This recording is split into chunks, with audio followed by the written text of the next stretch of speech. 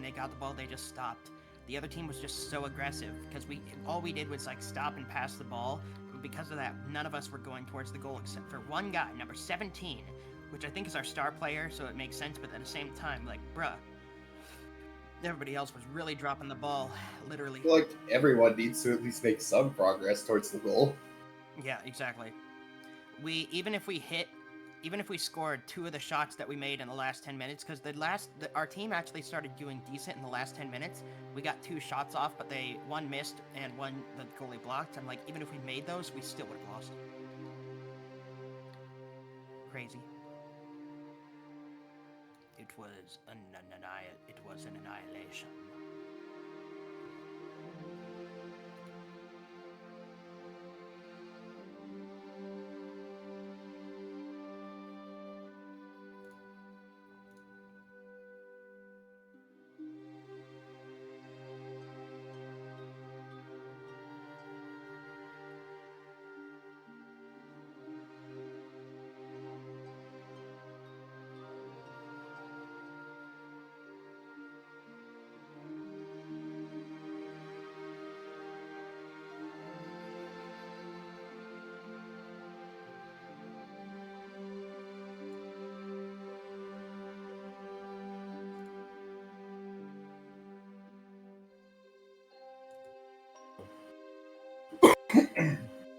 So we're just waiting on the others to hop in, right?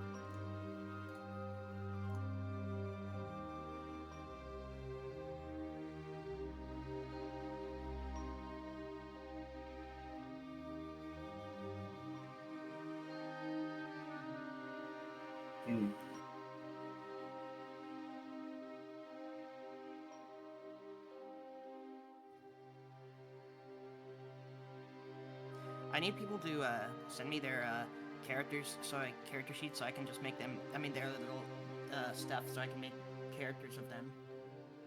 Their little things so I can make like a real image of them instead of the 3D model thingy from the maker.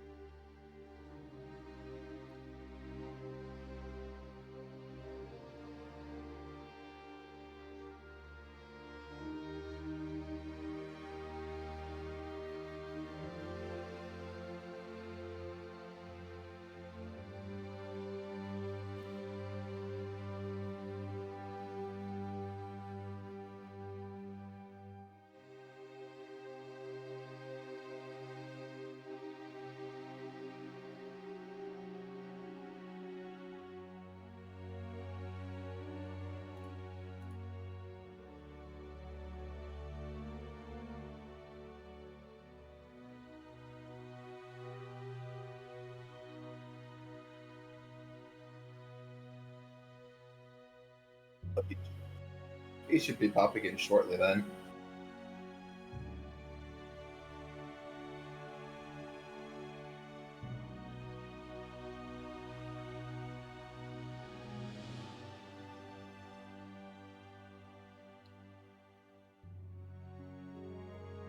Are you streaming right now? Are you live already?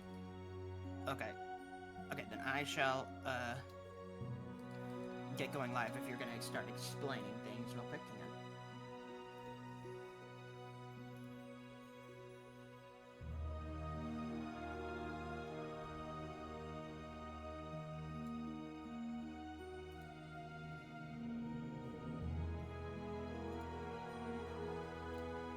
There he is.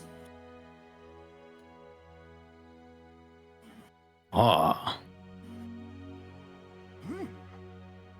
Appeared at last, yes. Mm. Mm. Mm. Friends we are, yes. Mm.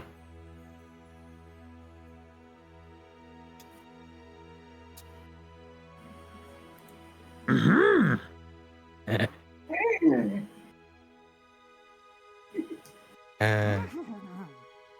I actually was planning to make a Yoda character eventually. Oh. Because I've actually been working on his voice recently quite a bit. Oh, that's It'd be okay. more of Once. It'd be more of the Clone Wars type voice. It wouldn't be the. Yeah. Yeah. Yes. Not the Frank Oz. Yeah. No, not the Frank Oz. Wait, put your weapon. I mean you no harm.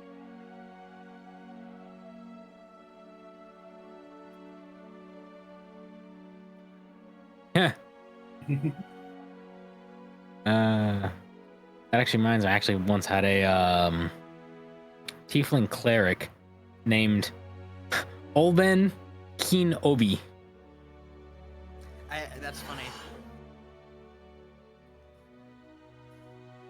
Yeah, I do meme. I like. I have a habit of just doing something silly and goofy like that with my characters. It depends on what. There's always something silly and goofy about my characters. Always something. Oh, look at that.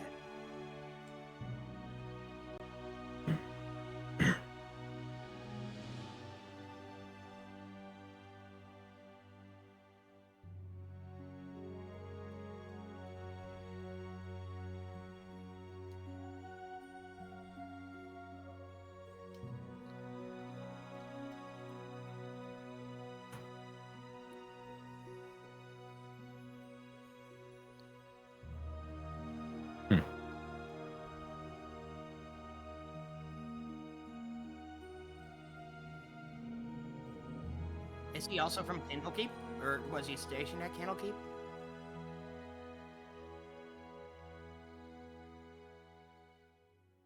Oh, I see.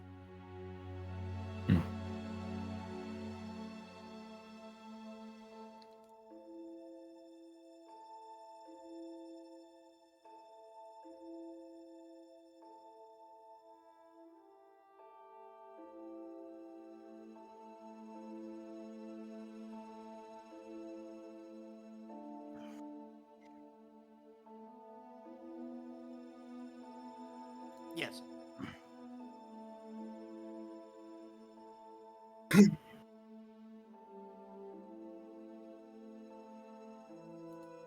Yes.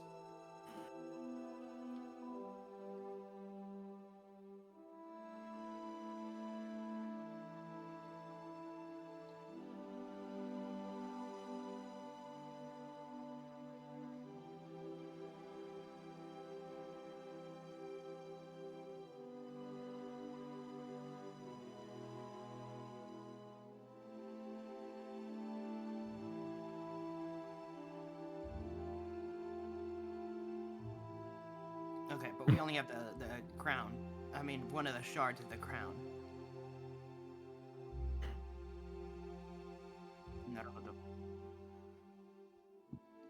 There's a lot out there, you see. Have you guys been watching any shows? Because if you haven't, I'm watching a show that's not an anime that's actually good, which has been hard for me to find. Oh. Oh yeah, what is it? It is called Spider Noir. Oh yeah, I've heard of that. Okay. It's actually really good. Nick Cage. He does a phenomenal job, number one. And number two, it's more like you're not watching Spider-Man. He's a private eye, first of all, and that's kind of like the main part of it. The Spider-Man's kind of like a side factor. But when he is Spider-Man, he's literally like a Batman. And since he's got the whole private eye thing going on, I'm like, this is literally just Batman Spider-Man. And it's really cool. Batman, Spider-Man. I'm Spider-Man. Yeah, you can even watch it in color. You can watch it in color or black and white. Two things, because that reminds me of one thing, and then something else I wanted to say. Mako, did you get my message? Oh yeah, actually, Cool. That's a good idea. I'm figure out how to work that out later. For sure. Just wanted to throw that out there for you. And two, that reminds me of some old animated web series that Maria showed me called Batman Piter-Man, and it's like as if like Oh, yeah. like a little kid made like a story with those two characters. It's crazy. It's I silly. remember Yeah. that. So does Maria have her own Pal World server? I'm hosting one on my own PC, so not like something that's super public, but Oh, okay. How many people are able to be on it? I don't know. Trying to figure out which server to join. I'm deciding against all the other servers that I know of. Everyone's starting up a Pal World server. Understandably so with 1.0. I guess the question. Oh, I can't keep mine online all the time because I can't leave my PC on overnight. Energy bill stuff. So mine will be a little bit limited to just during the day.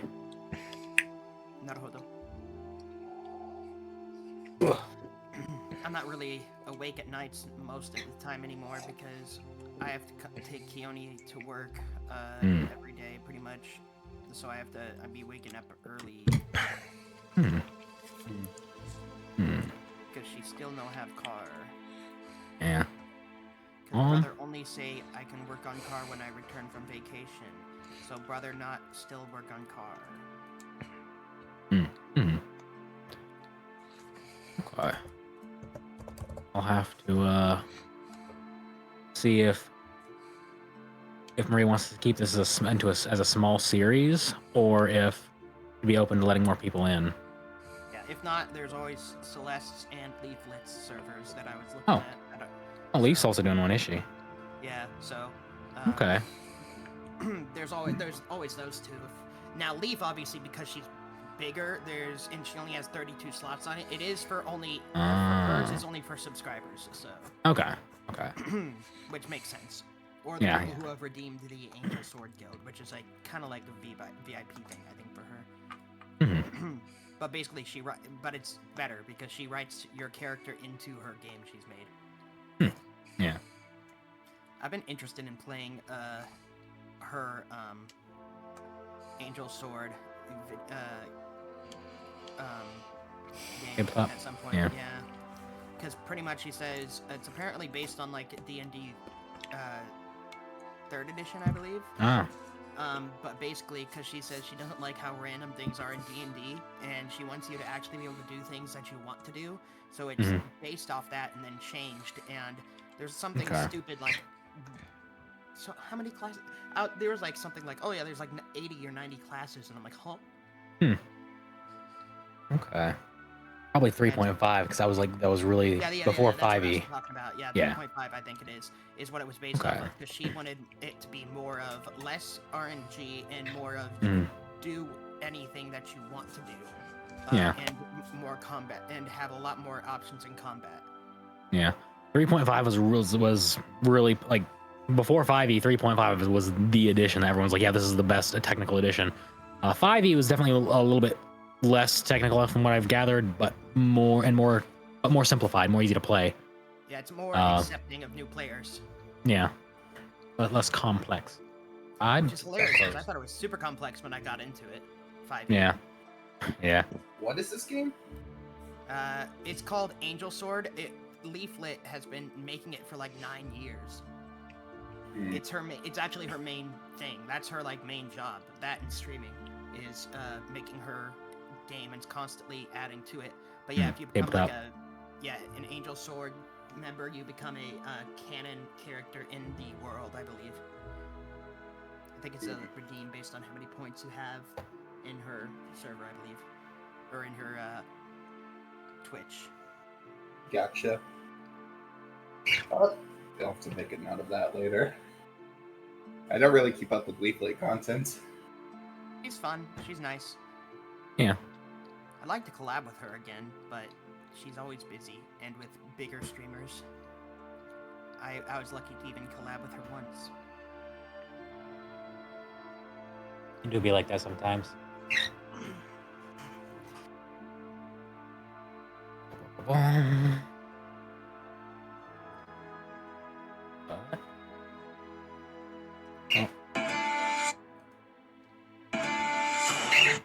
birds. So funny that I watched Leaf for a while, and then all of a sudden, both Celeste and Maria have been able to get good graces with her. Bing. Or become friends. I don't know their relationship. I just know they collab and they seem to all enjoy each other. I believe they're all friends. I know Celeste and her are at least friends. Let How me. close is Maria to Leaf, anyways? I couldn't say. I know they like talk occasionally. So they're on pretty good terms. That's good. But that's not something I typically pry into myself. Yeah, that's understandable. Yep. She seems really cool though. Like I personally would like to, pick her brain at some point because she seems like a thoughtful person in terms of like she really thinks about what she says and does. She's a very intentional person, which I find refreshing. And As she's just good at, like, debates and thinking wise and things like that. For sure. But Saren slacking. well, he has things Indeed. to attend. Apparently, he's got the wedding stuff. Yep. Did you end up following my account? Mako, perchance? Uh, On X? yes, I did. Okay, I might not have seen that. Let me see. Because it is recommending me so many new things now. my notifications are just not even really existent. I can't even figure things out with my notifications. So, like, I don't even know when people follow me anymore. That's fair. Because I didn't know you made a new account, so I gotta find where you... I mean, my old account has reposted a lot of stuff on my new account. So that's another way to look for it.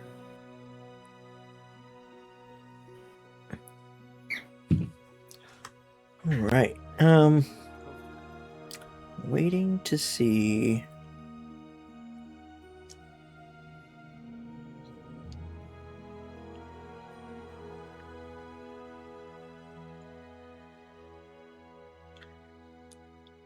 Right, so I'm going to do a little bit of a excuse me, a little bit of a recap of the last session as we're waiting on Saren to drop in here. Hi, poggers. So, last session, I do mean to put the recap up on the Discord.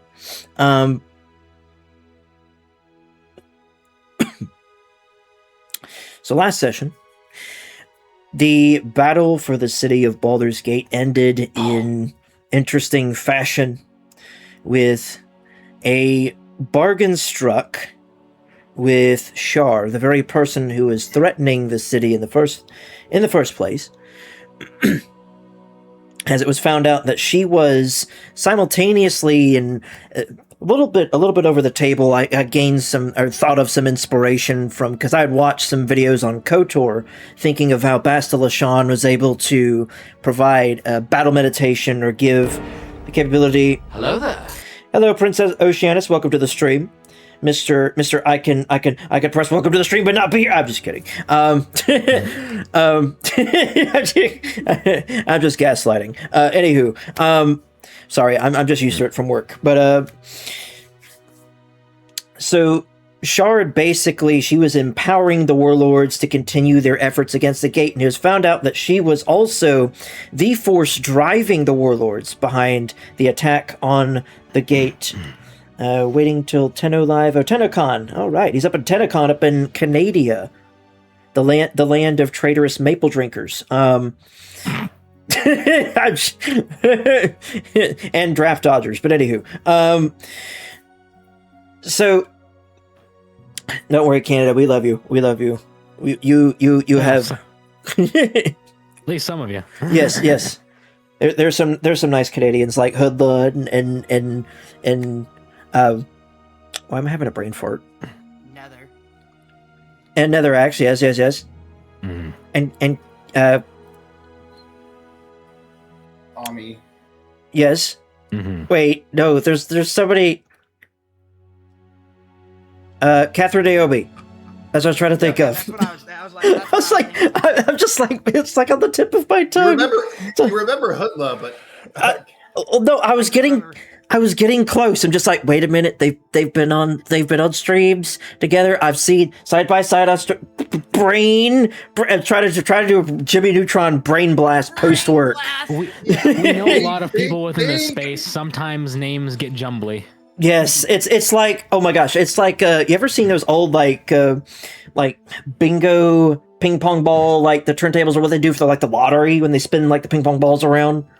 Yep. It's like that. It's like Yep. Sometimes. I actually heard Bingo was his name though. Couldn't be.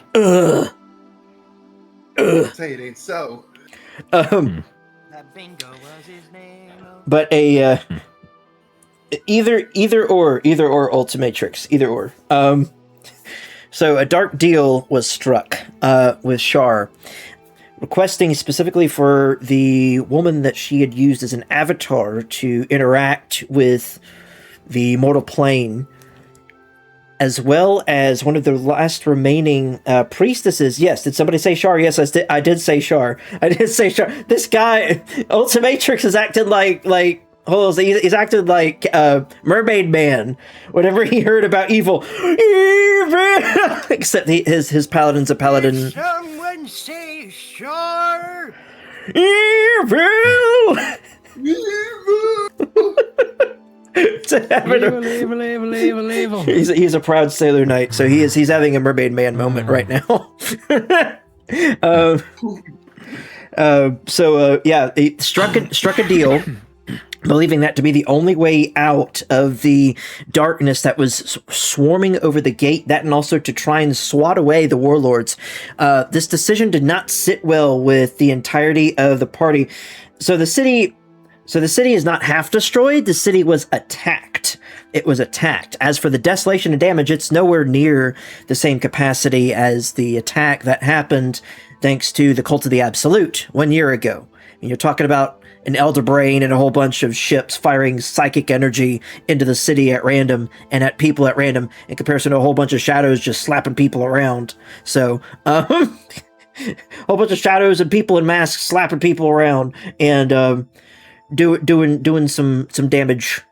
And of course, some warlords on the outside of the gate threatening to invade, but still. The deal was struck, the bargain was made, a price was paid, and the party was split. With this happening, both Aldian and Fate simultaneously leave the courtroom at the same time. The battle has diminished on the outside. Basically, they're stockpiling the bodies of the enemies slain, and even trying to tend to the wounded, both civilian and Flaming Fist alike. In the midst of these efforts in healing the city, as the council of leadership of the city that remains in the room at the moment meets together to discuss about the future of the city, and more importantly, the heroes of the gate, which would be you guys. On the outside is a healer who's been guided to the city of Baldur's Gate by the name of Zygon.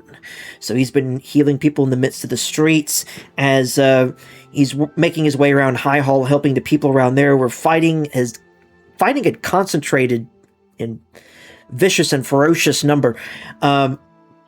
He was approached as he was healing a group of civilians, helping tend to their wounds, by a member of the Flaming Fist, specifically a member of the Incinerator Corps, who said, "Hey, you're a healer? Yes, we need healers because they attacked our healers." It's kind of like how in World War II, how the Japanese targeted medics because they had the Red Cross on their helmets and everything, making sure that nobody could be healed. And I think it was also similar in the European side of the war, but anyway, healers were targeted specifically in order to reduce the quickness of the Flaming Fist and Incinerator Corps to be able to recover their numbers. Zygon was immediately brought in to try and help, specifically with an injury that was sustained by none other than the High Marshal himself, as well as a few other members of the Incinerator Corps.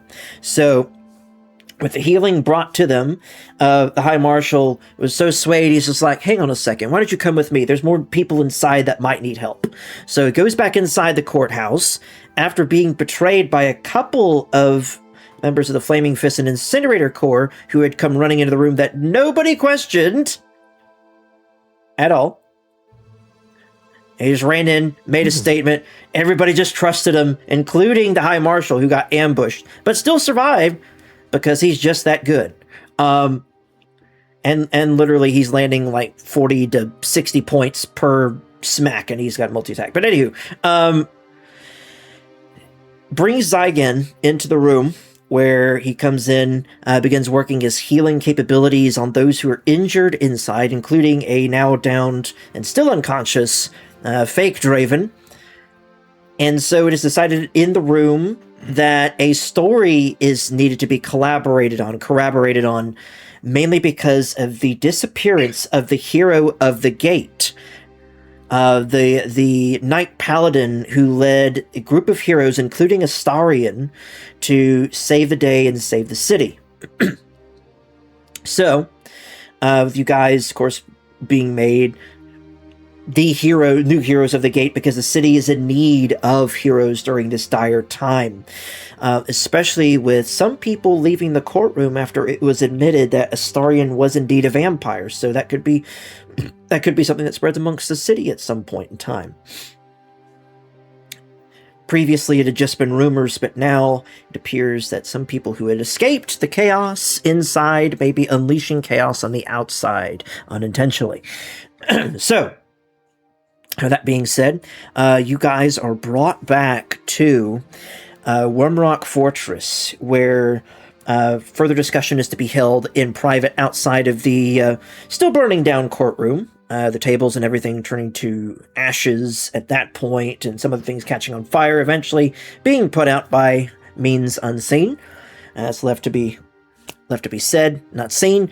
The party is brought back to Wormrock Fortress, where this discussion is held. Heroes need to be basically instituted as the official protectors of the city, and because of the ownership that is had of the Merciful Misfits of the Crimson Keep, that basically means that, well, you guys are pretty much that, and also being unofficially brought into the Incinerator Corps for those who are there. You guys are basically just ushered in. You're basically just ushered in as protectors of the city, no matter what. We're kind of a big deal. That, and also things that weren't read in the deed and the Crimson Keep, but that's okay. That Sazzy didn't go into elaboration about, even though he did hint about it, specifically about if any time the city comes under siege, you guys are protectors of it. So he did mention that, but not in the greater context or detail that you guys basically be part of the Flaming Fist, to some degree. So, with that being said, with the city needing heroes, you guys are brought into the guild. Bulk, you're instituted as a member of the Merciful Misfits, the guild that has saved this city. Since you had your own effort in doing so, even while using your recently met good buddy as a partial weapon, as an improvised weapon, Zygen being brought in because of your healing capabilities, and more importantly, your basically some people who had commented along the way, seeing this man running around helping people, not even in Flaming Fist attire, just a good Samaritan. Well, Samaritans don't exactly exist, but basically, turn of phrase, running around the city helping those in need without anybody asking, period. Which is something unseen in these dark times. But also, of course he's not here, but Valis Flynn being brought into the fold. Interestingly enough, somebody who would randomly just turn back around here because of misdirection, even though he was supposed to be all the way in Anarok, which is totally on the other side of the Sword Coast. But somehow winding back to the city of Baldur's Gate, taking the wrong road, but maybe the right road, as he's been brought back here, an expert in Netherese artifacts and also proficient in Netherese manuscript. Originally sent to go with an expedition to Anarok to try and dig up old Netherese ruins and artifacts, to find more history, to find more lore, and also to find some artifacts to bring back to Candlekeep so villains may not get a hold of them. So he has thusly been brought up here and has been inducted into the guild, specifically because of his expertise in all that is Netherese. So with that being said, let me see here. How we looking? Has he messaged? Has he messaged me back? Has he messaged anything? Oh, what's going on here?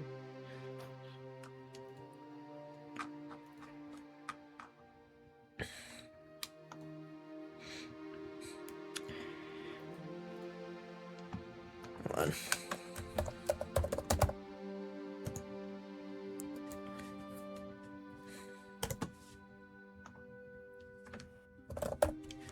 Waiting for... I haven't seen another message. That was 2:59.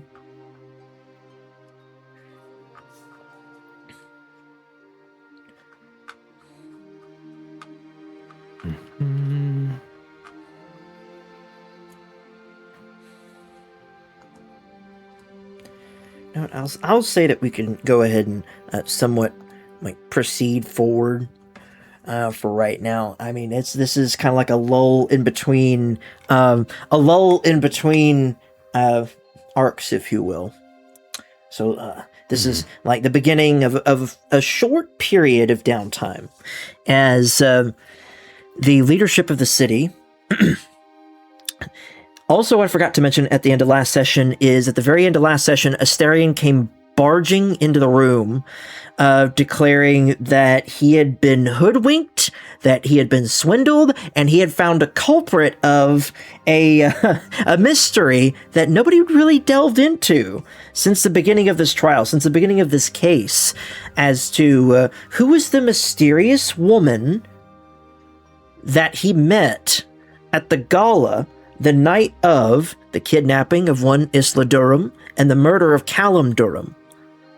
Who was this person that he had met that he couldn't properly identify? And now he admits that none other than Duchess Portier was the suspect. And she immediately, she raises this ring in her hand and changes shape, almost like that of a changeling, had the capability would, or would have the capability to. Immediately resolving a mystery. To which, for those who had, been part of the trial and part of the process, kind of just shrugged it off. just kind of like, Asterion, what are you talking about? You're going crazy. And she made an announcement that there was a... There's a reason why she decided to play this card now, revealing her, like, who she truly was. Not that she had been hiding, that she wasn't, no, she is Duchess Portier, but just hiding some secret intents and intentions, specifically behind the ring. So, as she would reveal, before the lot of you, so first and foremost, she would mention some of the people. The High Marshal would question, hold on a second, let me change the music here, help kind of adjust to ambiance. Let me see, go to, ambiance, yes, combat encounters, or no, not combat encounters, buildings and interiors, here we go. Okay, let's do castles and keeps. Here we go.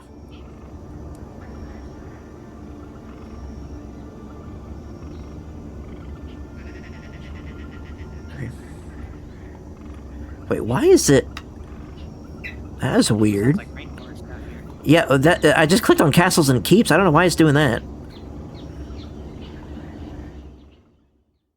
Okay, I'm just gonna hit the stop on that right there. All right, so as he enters into the room, he starts saying this. The High Marshal would immediately say, Astarion, what is the meaning of this? Why'd you go charging in here for? Making these claims? And immediately she transforms, and the High Marshal begins slowly, like hand twitching, like reaching for his greatsword, as the Archduchess comes walking over to him and puts a hand on his shoulder. And she says, No, hold on. That is the real Duchess Portia. Are we sure? We sure this isn't another shade of Shar? Are we sure this isn't another attempt to try and sever the head of the leadership of this city? I'm fairly sure. And I'm sure that she has something she would like to say. She steps forward and says yes, as she channels the power of the ring once again and transforms back into her old self, as Astarion says, What's the meaning of this? Why the deception? I remember you from the party. I remember the ring. I remember the dress and everything. Where did you get that ring? Why did you get that ring? And she immediately takes a few steps closer as she comes over here and leans against the pillar and says, Well, Astarion, this whole time I've been trying to accomplish one thing and one thing only. And what is that? To get your attention. Well, you certainly have my attention. Certainly garnered it by all the wrong means. I mean, constantly. Supporting my efforts, yes, in the council of the Archduke and serving the city, yes. But honestly, I don't favor your company. You're very clingy. Very, very clingy. And I don't understand why. Well, if you must know, Astarion, ever since you've entered the court of the Archduke here, I've had my eyes on you. Oh, goodness me. Really? You've had your eyes on me, as if I couldn't tell. As if I couldn't tell I had eyes zeroing in on my back. It was more so your shoulders. I prefer your shoulders more than your back. I beg your pardon? And the Archduke immediately stands up and slams his hands on the table and says, What is the meaning of all this? This intrusion. The Astarion. Duchess. Transformation, this ring. Didn't the judge, the prosecution, somebody mention of an unknown woman at some point in time? Or at least the defense. I can't quite remember. I do recall there being a mention of some unknown figure, though the prosecution had immediately dissuaded the court from garnering any attention towards it or focusing on such matters. And immediately the Archduke says, Well, what is the purpose of this, Lady Portia? I understand that you've had some sort of fixation and fascination with the Astarion, and the Duchess immediately says, It's more than a fixation. Astarion? Yes? There's a reason you can't remember specific points in time where you had met a different version of me. The one using the ring. Specifically. Oh? And why the facade? Because me by myself, I couldn't get close enough to you. But with the proper motivation, and a little bit of an amplified love potion. Wait, no! Astarion? What? I know that you're a vampire. Immediately, the Archduke looks around the room and snaps to the High Marshal, and the High Marshal says, "Incinerators!" "Yes, sir. Yes, sir. Yes, sir. None of this leave this room, all right?" "Aye, Commander. Yes, Commander. Understood, Commander." I thought everybody knew this. "Yes, Commander."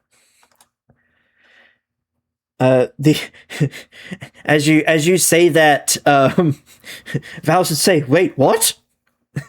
And the Archduke would say, "This isn't common knowledge, and there's a reason why. If everyone knew of his true nature, no matter how great of a help that he was to the city, there would be great panic in the streets. Especially with what happened and transpired in Eltergard. As you should know, the city of Eltergard went under a great transformation that brought it into Avernus itself. The city had undergone a change in leadership. There was a man who was a vampire lord that had controlled the city for some time. The people, in order to try to throw off the vampire lord's grasp on the city of Elturel, had signed an infernal contract with Zario, or at least one of the city's supposedly pious leadership. It's what led the city of Elturel to be dragged into Avernus itself. It's what led to its fall, its destruction. To a degree.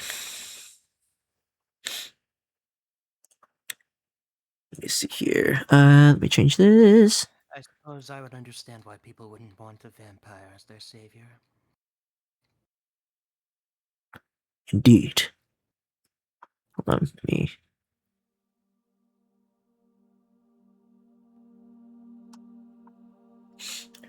So, this is why we had to keep this information private and secret. What Astarion has done for this city has helped eliminate the warlord's control over it. If he had not succeeded in the purge that he and the High Marshal had engaged in, Shar wouldn't have been the only one of our worries. The Ballists had grown in number. Many other forces had grown in number underneath the city, such as the Zentarum and others. They were in far greater numbers than they were before, and had taken advantage of the destruction in the city. Because when we could not reach all of those in need, needy hands turned to those who would offer them protection. We were spread thin. Trust was not so easily available amongst our rank and file because of the betrayal that had occurred during the attack 1 year ago. Yair had spoken with me, the hero of the gate. He told me that he entrusted Astarion to help this city. He told me of his nature. At first, I wanted to behead him. But seeing what he had done to save the city,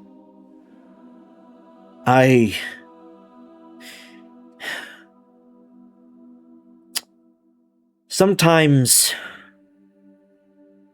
we have to come to terms. Not everybody is as they seem. Neither can I say the same as for Astarion. I would say looks can be deceiving. Sometimes people's words can be deceiving. Their hearts. But Astarion has proven that though he may not have a heart of gold, he does have an appreciation for the city. Thank you, Astarion says as he bows before the Archduke. Now,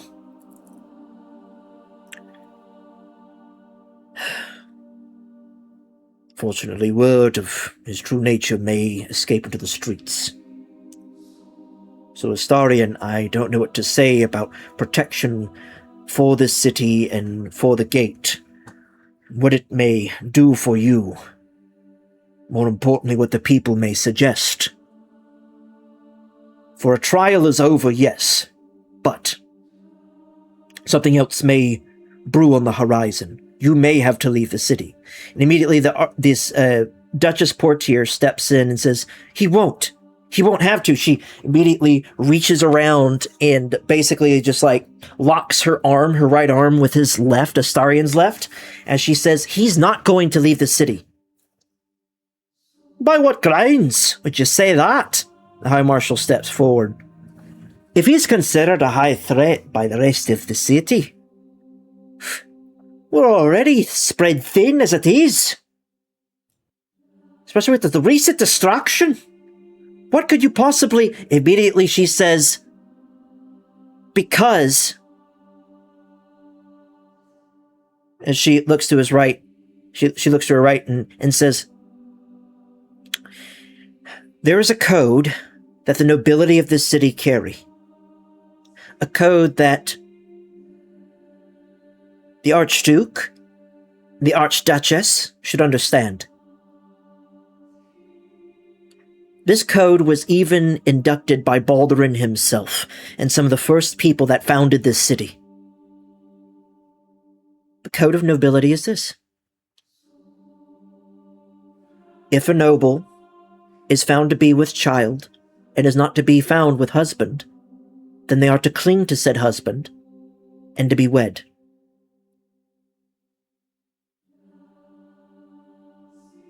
Immediately, Astarion looks to his left and he goes, What are you talking? He pauses for a moment and he says, wait a minute. She turns to her right with a light smile on her face as she looks over at him. This cheeky grin as she says, Astarion, if I remember correctly in the courtroom, can't vampires hear heartbeats? The flowing of blood through one's veins? Yes, I can. And hasn't it been over 2 weeks since the end of the party? Yes, it has. Listen closely. As Astarion, he pauses for a moment. As he closes his eyes reluctantly, as his eyes immediately bolt open as he says, No, I hear... You hear 2 heartbeats, don't you? Astarion faints. He falls prone. Astarion faints. So he is now prone. And unconscious. Well then.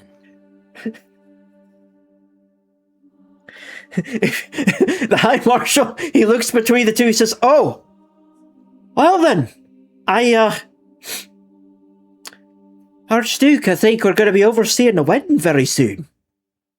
The Archduke his face, when she started elaborating, like he caught on earlier on into what she was talking about, as his face is kind of just like, he has one hand on his desk and the other one, his face is buried in the palm of his hand, as the Archduchess goes, so I see. Well, I would you prefer this to be a public affair, or would you prefer this to be a private affair? She looks down at the unconscious and twitching Astarion on the floor next to her, but Duchess Portier says, I think that he might prefer things to be handled a little bit more privately, honestly. And then eventually everything made public. But even with the anger and whatnot of the public, whatever they might say, technically, under a duchess's protection, he should remain in the city no matter what the peasants may say.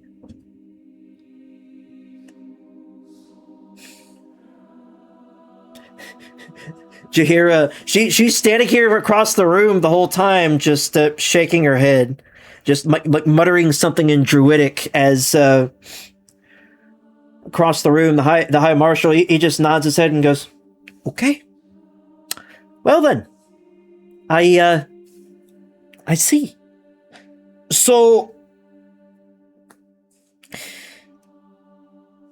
I guess this is, well, I've never handled anything like this before, honestly." The Archduchess, hands folded in front of her as she says, "Oh, this happens quite more frequently than you would expect, but just with people in lesser positions within the city.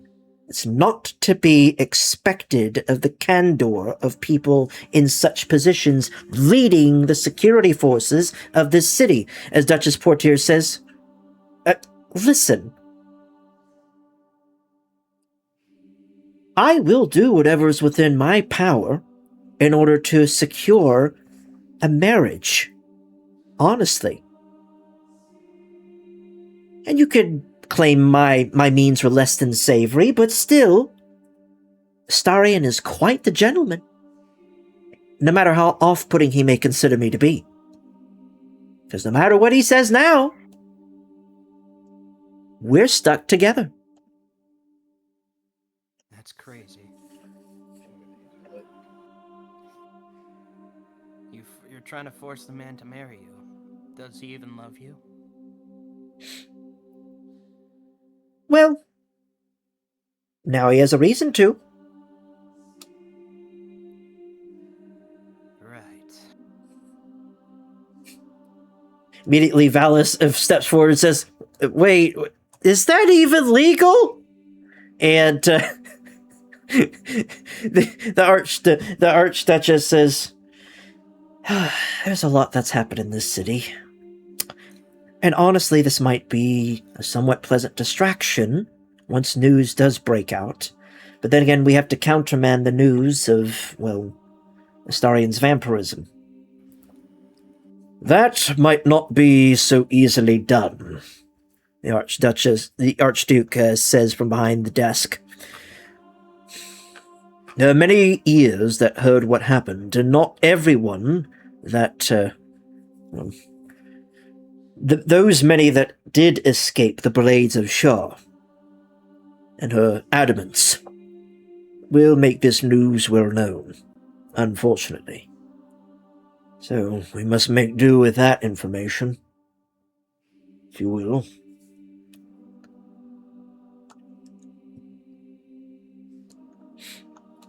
So, with that being said,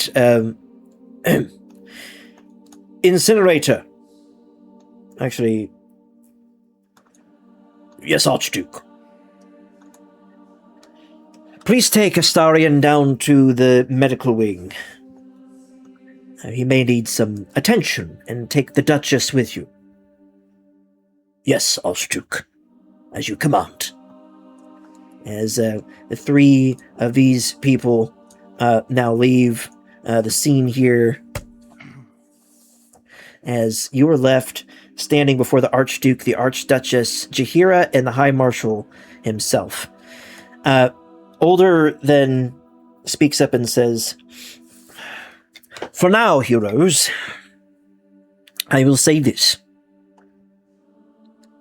Now is the time to celebrate a tenuous victory at that. But also, now is a time to rest. I have received most unfortunate news from Elturel that would need the help of you all to respond in kind and to be..." What's going on in Elturel? What's going on in Elturel is most disconcerting. Ambassador Alfira had received a letter recently. It appears that Elturel has been trying to contact us for some time now, but unfortunately the carrier pigeons that were delivering the letters were intercepted time and time again by birds of prey, specifically, that were organized by both the likes of the warlord known as Redjaw and that of Ulrog the Destroyer. But Redjaw's destroyed. We made sure of that. Yes. Specifically, actually. So this is one of the first letters that we've received from Elturel. The situation in the city is dire. The populace of the city is split. 2 factions are warring for control over the city, and the 2 orders of paladins that are trying to keep and maintain the peace are having a most difficult time in doing so.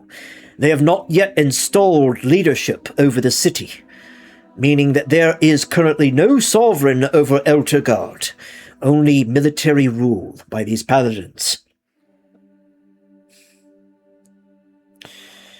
So with that being said, in a few days we will summon all of you back here to Wormrock Fortress to join Lady Alfira with a few others as a entourage to reach out to Elturel, asking for them not only for their hand to join the Lord's Alliance, meaning that they would have the resources of Waterdeep, Neverwinter, and the Flaming Fist of Baldur's Gate at their side, but also to help investigate the matters of, well, the current state of Elturel. We've been waiting to bring Elturgard into the fold for some time now, as we've also extended our hand out to the kingdom south of us of Arm, and even further south of Tethir, to form a greater Sword Coast alliance. And expand the territory, not only the territory, but also the influence of the Lord's Alliance. For we fear of some ill tides coming from the east. So for now, all of you are dismissed. You may go about the city, the Crimson Keep even.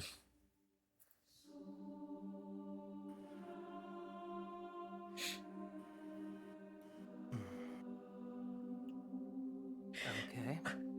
So before anybody leaves the room, does anybody have any questions specifically for the leadership of this city while you're here?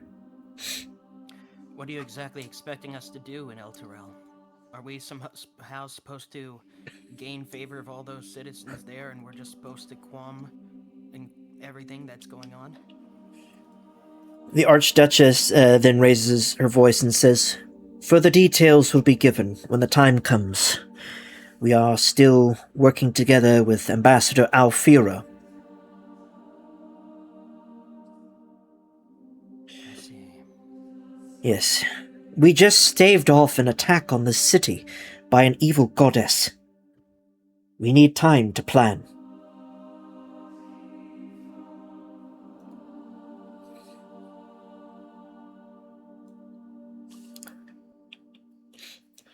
With that being said, kind of say, like, speaking for Gavitas, he would mention his suggestion of potentially making the Duchess, who is also a Sailor Knight priestess, potentially raising the potentiality of her being a martyr still, now having this, or bringing this up behind closed doors, without anybody else talking, or specifically, like, how do I put this? Without any other prying ears in comparison to the courtroom. So he's going to try another persuasion check right here.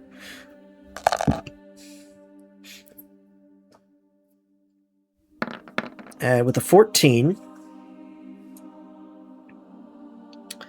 I would say that the leadership of the city would take it into consideration.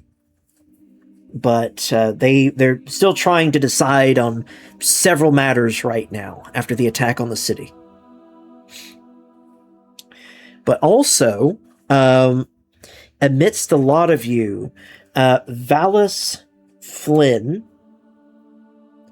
approaches you, Caldez, and points at the shard of Karsus, shard of the crown of Karsus that you're still holding in your hands, still reverberating with arcane, powerful arcane energy. Basically tells you, hey, listen, I'm a little bit of an expert in certain artifacts, and what you're holding in your hand right now has some very recognizable runes. Is this of Netherese origin? Well, this is one of the shards of the Crown of Karsus, if that's what you're asking. Yes. I thought it looked familiar from some of the texts that I had read. And the artists did a fairly decent job in trying to render it. So, with that being said, I do want to potentially poke around and see what this artifact has to hold. If you don't mind. You're funny. I don't exactly know you. And it's gonna take some time before I get to know you. So, for right now, I would like to hold on to this, and I'd like to speak to my buddy Gale about it first. Alright, suit yourself. But I could definitely provide a little bit of insight. Quite a bit, actually. If you really want to see it, I will let you examine it when we have time at the Crimson Keep, but I will not be leaving your side. Fair enough.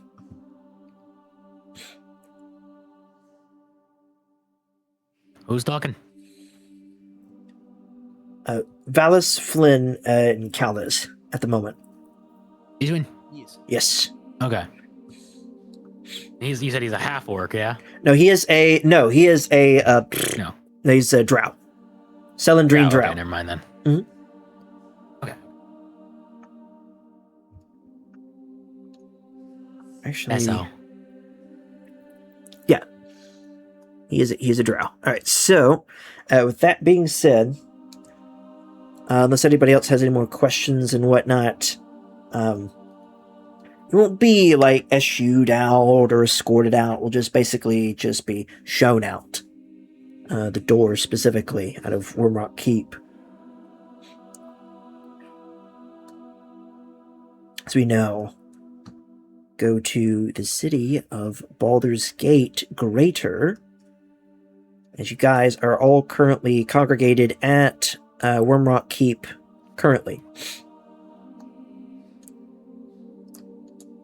So, question: Would you all want to go back to the Crimson Keep or somewhere else in the city for the time being? Even though the rest of the city is still in a state of some, I guess I'd say dishevelment, not disrepair, because the attack was broad in scale, but it wasn't as devastating. It wasn't quite as devastating as the attack a year ago.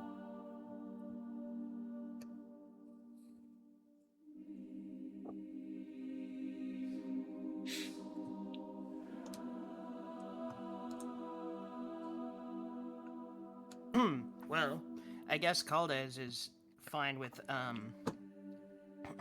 anything, really. Does he think that, because the Crown of Karsus is pretty important, he's probably going to end up, seeing if he can end up contacting Gale and letting him know that they ended up getting a shard and explaining a few things that, went on. And ask him about his whereabouts and where he's been. I heard that he was in the city at some point trying to help out.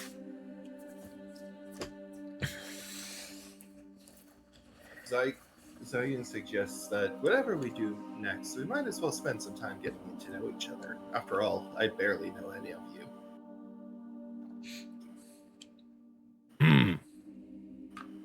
It's okay. Folk don't know many people here very good neither. So, yeah, Caldes is going to actually kind of just step aside or step away for a little bit, or whatever everybody's doing. He'll be following along, whatever, doing anything along with the group, but he's going to be calling Gale right now. So yes, with the storm receded from the city, you would actually be able to find an easy contact with Gale as you hear him. All right, if you could just move some of the piles, some of the piles over there. No, with the rest of the wreckage, please. We need to try and clear the doorway for more forces to come through. We need to. Okay. What? What? Who's? Oh, Caldes. Is this Caldes? Yes, it's me. Yes, it is. Thought I'd recognize your voice. I'm currently trying to help organize efforts around here. No. Listen. Try and work in tandem. You're both members of the Lord's Alliance, for crying out loud. Ugh. I understand you're very busy, but I figured there's something that you'd want to know. I ended up getting a shard of the Crown of Karsus. Where are you right now? What's the place we just left? Wormrock Keep. Okay. We're just leaving Wormrock Keep. We are probably going to be headed back to Crimson Keep, if you want to meet us there. All right. I'll definitely meet you there. Right now, I'm organizing efforts. Once I heard that the city was under attack, I had to make a move. I immediately left Candlekeep and went straight for Waterdeep, and spoke to Lady Silverhand. She reached out to Lord Dagult Neverember. Well, not Dagult. Wait, who's in charge again? Excuse me, soldier. Yes.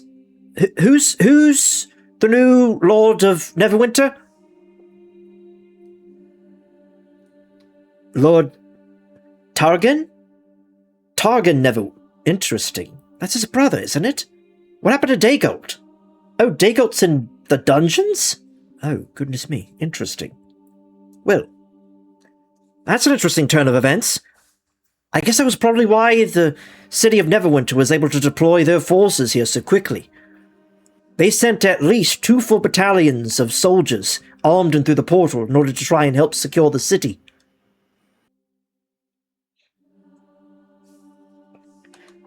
Yes, I tried to contact you when everything started happening, but the storm prevented me from doing so. Right. The magic of Bloodstaff. She does seem to be quite formidable in that. Is that what it was? From what I could tell, the storm was emerging from the forest to the south of here, specifically the Cloakwood.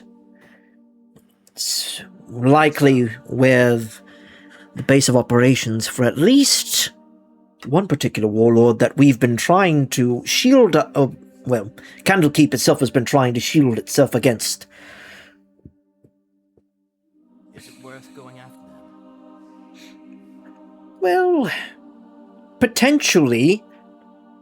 Right now, we're trying to see what happens next. Maybe deploy a mix of Lord's Alliance troops onto the roads in order to try to help the Flaming Fist, potentially. I did bring many members of the Order of the Magists from Waterdeep. They're the magical security force from Waterdeep with me.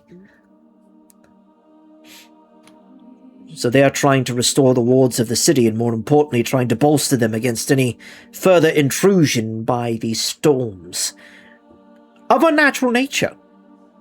But yes, I'll meet you back at the Crimson Keep. Alright, that sounds good.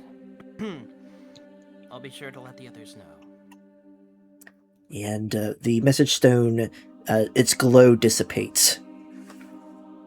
Okay, well then Caldes is going to tell everyone, he's going to say, I think it's best that we head back to the keep. Gale's going to meet us there.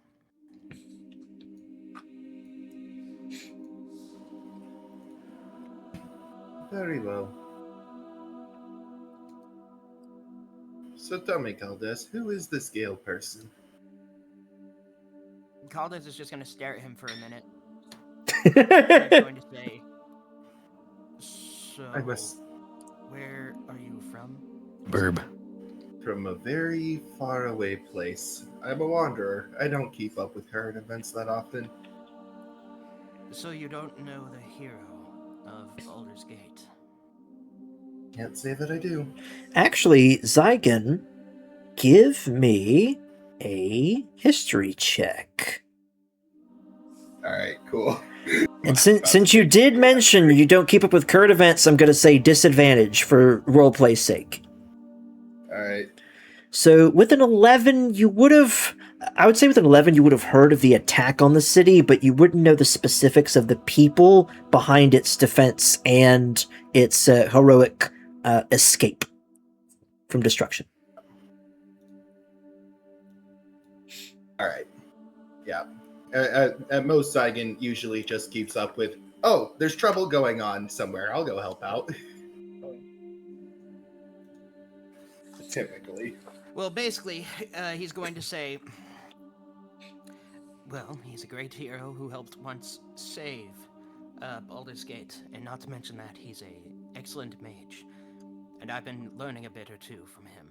So, he's going to be able to help us, and he's also really known with, he also knows a lot about the Crown of Karsus, as well as the one who once wore it. And Gavitas would also elbow Caldez as well and say, and he left his girlfriend behind for almost 10 days trying to find Gale. Just to let you know. I see. So we've got a real Gale fanboy in our midst. Maybe, but, to be fair, my girlfriend has actually just been taken away from me as of late, and I don't actually even know where she's gone. And then Gavitas would also chime in once again, all the more reason to chase after that magic mullet. Because, remind me, who was the one that came and got her? It was Gale, right? No, it was Zan. It was Zan. Zan? Zan, yes. The random Zan. And I knew who he was, right? Yes, he's a famous hero. He's actually above table. He's actually one of the characters that you could join with your party in Baldur's Gate 1. Okay.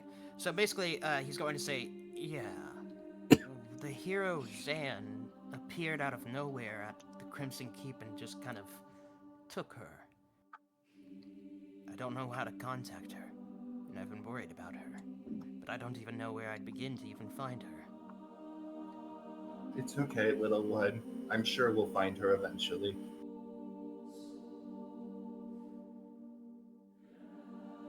I hope so.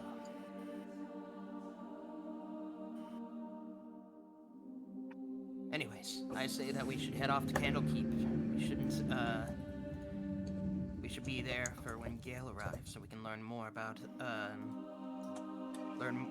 everything. Also, I will let you study the, Valis. I'll let you study this stone if you like, but only if I'm there with you. Also, did I meet these guys last session? I wasn't here. Were there formal introductions? There were, yes, to a degree, such as namesake. Not going into too much detail, really. Again, the leadership of the city, they're trying to quickly piecemeal try and put a set of names and faces at the forefront that the city can look upon as beacons of hope.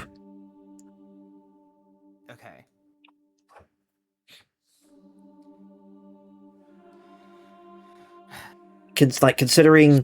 Considering Bulk had not, he had only come here just so many days before this attack had happened on the city, and all of a sudden he's defending its people and whatnot with such bravery, even though he's not been made a tried and true citizen. He's serving within the confines of the Flaming Fist and showing that kind of bravery, even though he owes nothing to the city. And his chain chomp ain't even done yet. Yeah, and Zygon, who had just come here as a traveling healer, a traveling just almost like a not only healer, but cleric, serves multiple purposes, also preaching a good word as he goes along the way in order to try to help uplift people.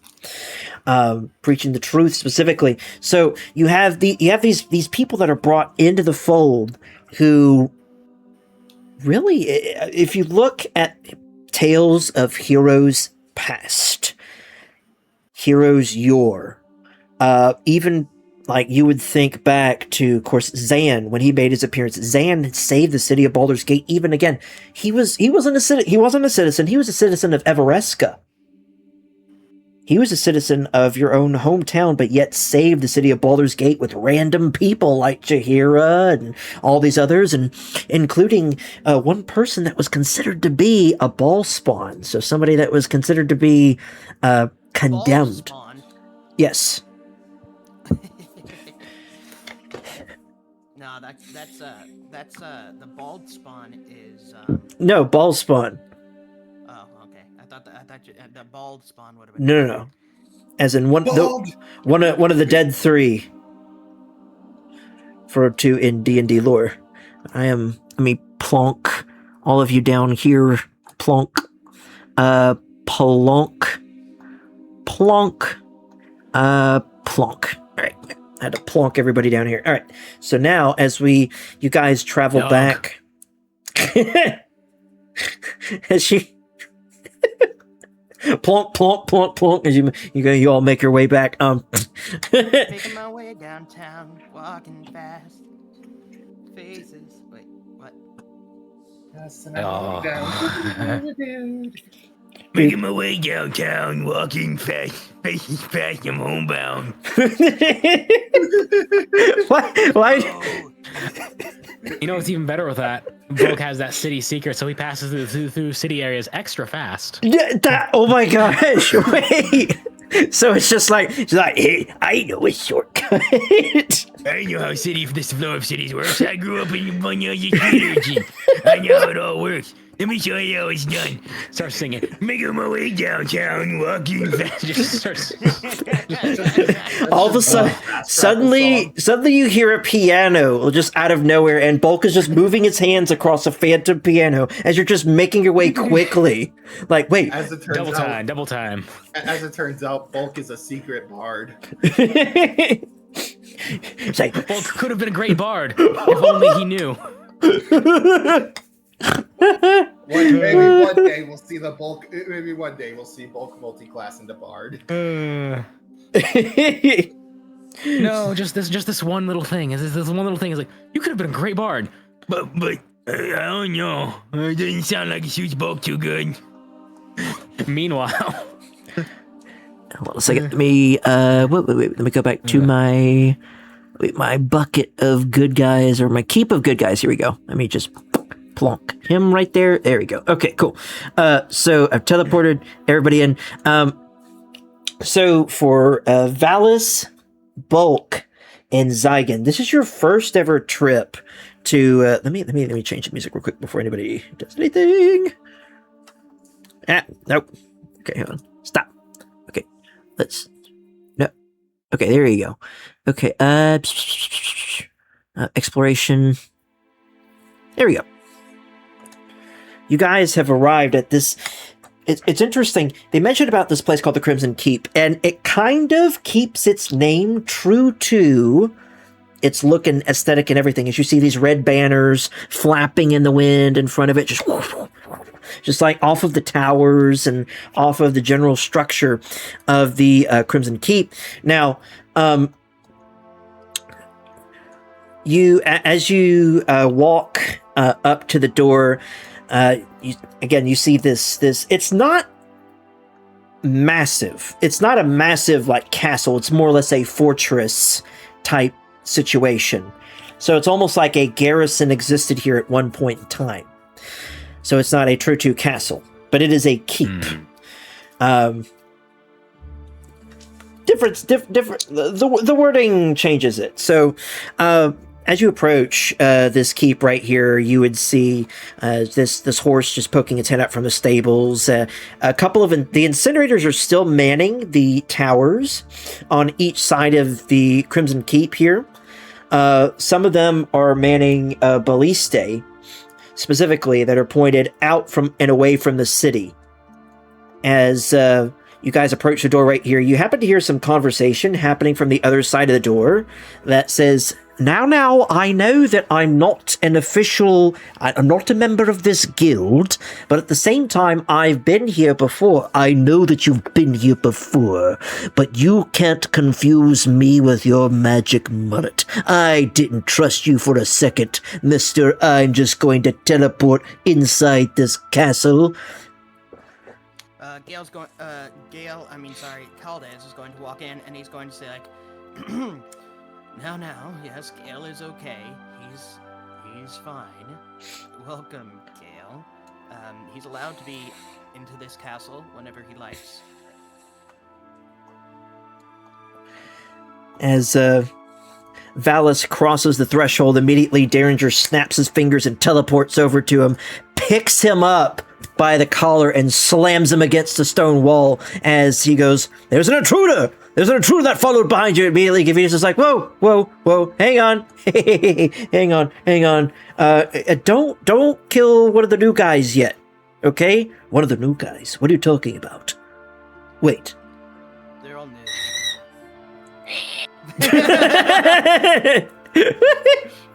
Burb.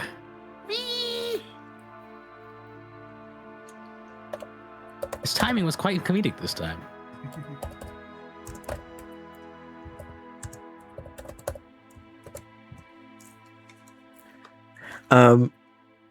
So as he says, wait, new ones. As he looks and he sees Zygon making his way through the threshold as he's...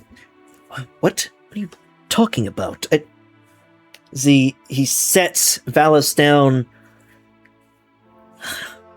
New people? Oh, that makes sense in light of what happened earlier. What happened earlier? Well, honestly, I'll let you guys see that. Well, all of you see that for yourselves. For the time being, I was having a nice and harsh conversation with a friend right here, seeing as he's welcome within the guild hall. First and foremost, hold on just a moment. So he snaps his fingers, he summons forth a small table. On it is the deed to the Crimson Keep. So he snaps his fingers again, and an inkwell and quill appears right in front of him. So it's like in this space right here in front of him. It's like a chestnut kind of table here. So I'm going to draw this rectangle. Just drops right there, right in front of him. And he looks on at the rest of the group and says, well, he mentioned about, let me see, 1, 2. Is there anyone else I should know about? Well, there's the big guy outside. What big guy? Hulk?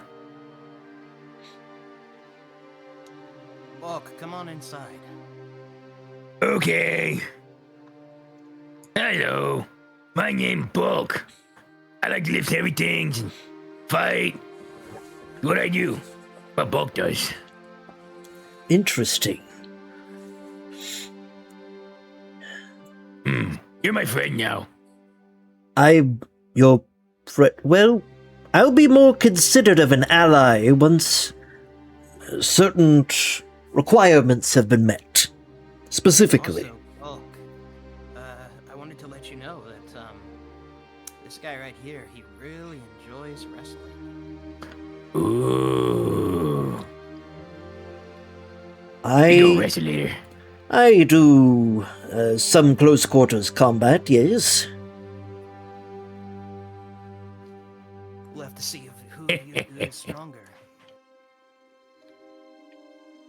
Bulk looking forward to it. We shall see indeed. But first and foremost, if you... Yes. Indubitably. Yes, indubitably. So, if I will say this, I did notice, well, at least some changes made to the deed in and of itself. Made per the city. But I need an official inscription by those who are joining the guild. So did we discuss that they're joining the guild, I presume, last session, right? Yes. Okay, cool. Because to me, it's just, random new people already joining guild. Hello, I don't know you, but come on in. You missed a lot of exposition last time. Yes. Exposition.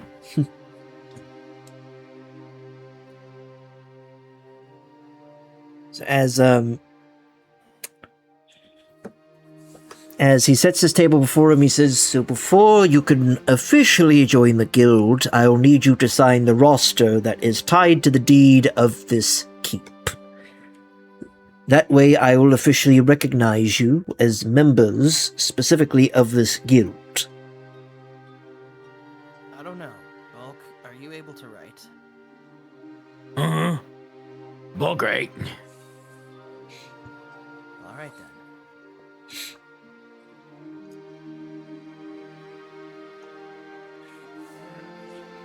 All right. Who will be signing first? Before I sign, I would like to read this, because it feels an awful lot like a contract. All right. Give me an investigation check as you're scanning over the page. Whoa! As you're scanning over the pages. Investigation. All right. So with a 13, I would say that you're able to comb through it, find a good bit of the general details. Hang on just a moment. Let me. Thank you, Princess Ohana Griffinus, for the follow. Thank you, thank you. And thank you for joining us today on stream as we continue forth in the saga that is Chronicles from the Crimson Keep.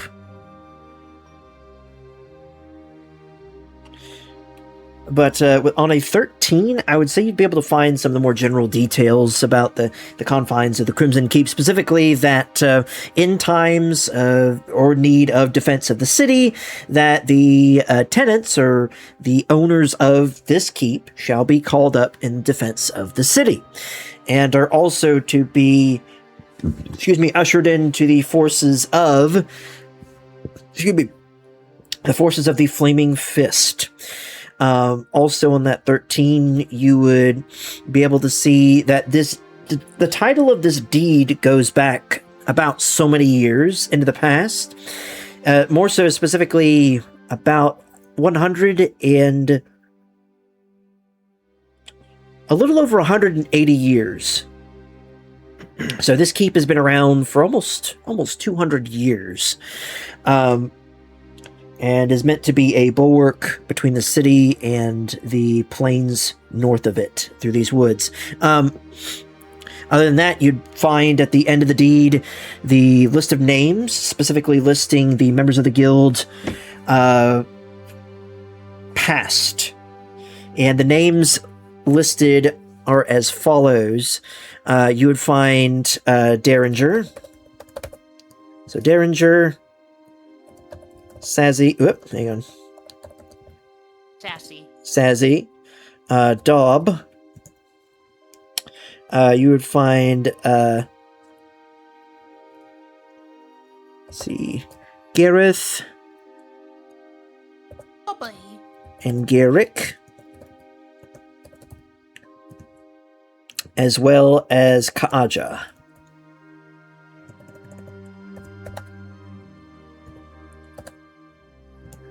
You'd find all these names listed amongst several others. People that are currently not here. But including, amidst that list of people, you would find Caldes, Gavitas, there's a couple others, Aldian, Fate. Let me see here. I think... Agnar, a little bit of a throwback there. Kalista. I cannot remember her first name, but a woman with the last name of Liliana. Well, I think Amelia. Yes. So, with this list of names on here, as well as Aldian and Fate, though, interestingly enough, you would see that their names, and the ink appears to be recent, have been scratched out from the guild roster. Derringer would look down and say, that was made fairly recently. You'll find more details in the room, or on the door of their room. I didn't touch the note there. So, Note, you say? Yes. as far as I can tell, this means that there is no eternal obligations. Very well, I will sign. Yes, meaning that you won't come back as a ghost. The only eternal obligations are my own, specifically. I was a construct built by Gareth and Garrick specifically in order to guard this keep.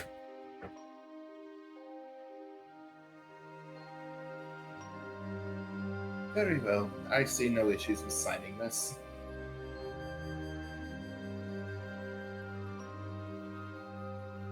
Right, and as you inscribe your name onto the roster there, his eyes would flash in recognition as he says, "Acknowledged.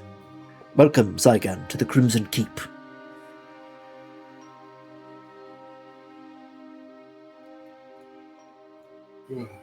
Thank you, good sir. May we work well together. Valis would step up next in order to sign this document and write. Wouldn't really dig too much into it, and he says this is going to be an interesting time. As he writes his name on the dotted line, and Derringer's eyes, or rather his simulacrum, his eyes flash in recognition as he says, "Acknowledged. Welcome, Valis Fleeden, to the Crimson Keep."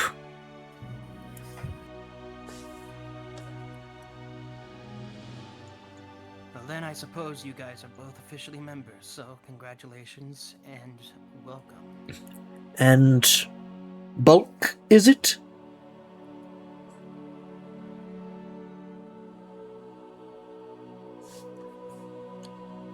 Bulk. Bulk. Big guy. You must be AFK. Seems like it.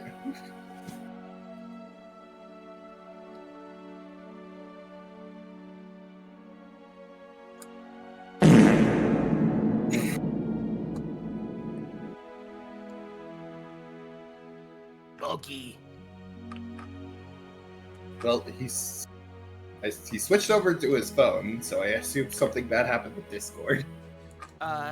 He might be getting ready for their collab. Oh, that's true. They're doing that in half an hour.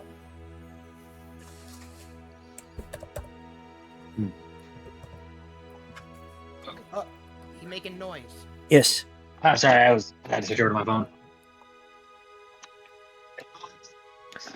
As Derringer, he points towards you, Bulk. He says, "Bulk, correct? Will you be signing this document?" Yeah, okay, same thing. And so Bulk signs. Well, the most advanced, high-level calligraphy you can imagine. Wow. Okay. That's hilarious. Just writes this out.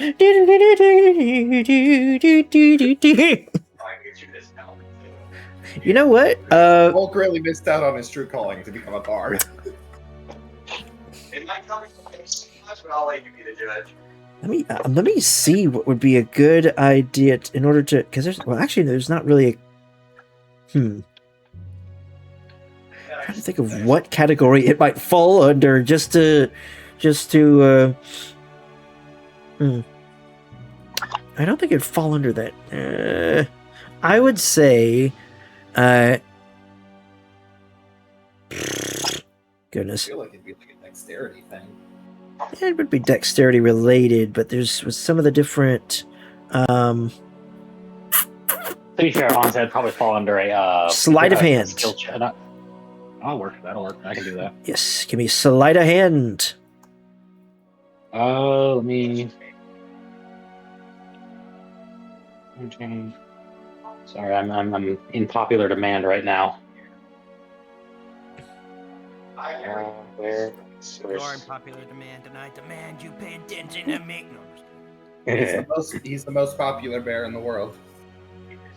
That's right He's now. very popular. Feels like it. I'm barely popular. Ha ha ha ha. Yeah. You're barely at the top of the list. Barely. Good Steve. Here. Oh.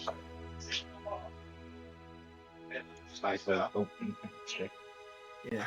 I can't bear to do without you. There we go. With a 22, quite literally, Bulk, as with the quill, pinky out, literally just like this just those 4 letters look like something taken out of an official like document, if you will. It's like amidst the scrawl of everyone else's writing, just look down, just like with the 22, just huh? Oh, big guy can write. Interesting. Caldas is going to just stare at him and be like, that is loud. Not so many people is an intellectual like Bulk. Huh. I like you, big guy. Anyways, Gale, could we make our way inside? I think there's a note that we need to be checking on. Right. Intellectual. As I said, it is sitting on Aldian and Fate's former room. So he snaps his fingers, the table disappears, as well as the quill and the deed and everything else sitting upon it. As Derringer himself, he snaps his fingers, the doors to the main hall open as he disappears inside.